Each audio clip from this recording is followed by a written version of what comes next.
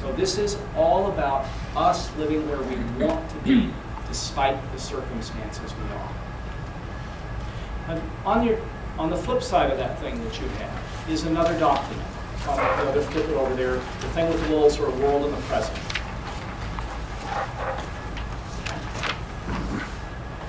Now read it through.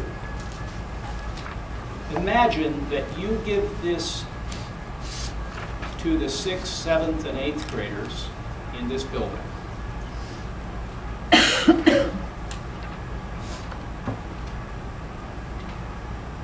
This instruction. So they have to rate the number 1 value in their life, the number 2, the number 3 out of those 10. And they have to write a little thing, not worrying about grammar, syntax, or spelling, about how they might have lived those, or when those were, you know, an event in time where they were important. And then at the bottom, they have to rate how well they've lived those values. It takes about 15 to 30 minutes for 7th, 8th graders to do this. And they get to keep it or put it in an envelope.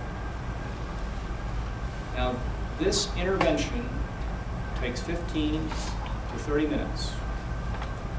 And 4 years later, the number of children who were failing in high school was cut in half.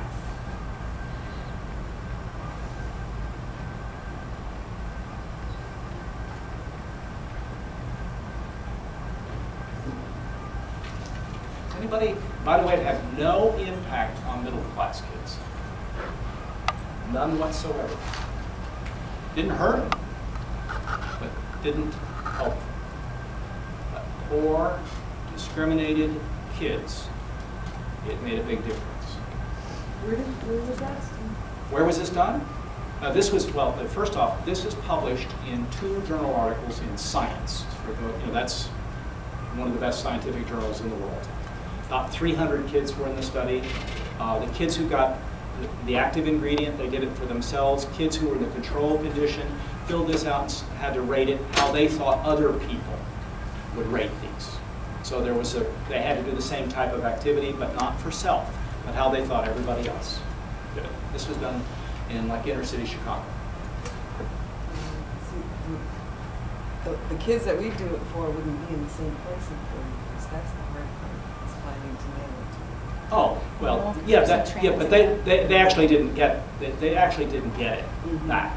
Okay, so they could just keep it with them. Oh, I see. But it was the fact that 4 years later, this made a difference of 15 minutes of writing this. Does anybody have an idea why doing this might have made a difference to poor kids? Clarification?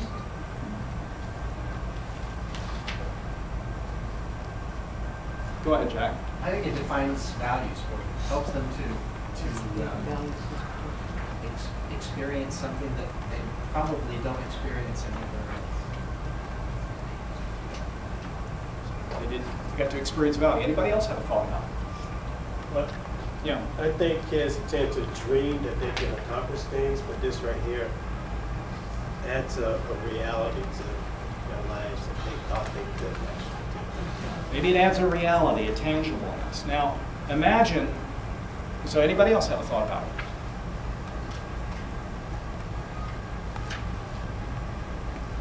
Yeah, go ahead. I teach writing, and writing is a very personal act. And the connection between the hands, what you do in your hands and then connecting it with your mind, I think that really deepens that connection. And by them, the students getting it on paper, it's like they can see it, and then they have ownership of it also because it is theirs. It's yours. Yeah.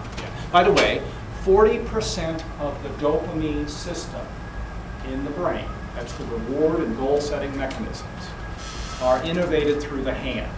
So, by the way, you've probably heard of that expression, hands-on learning.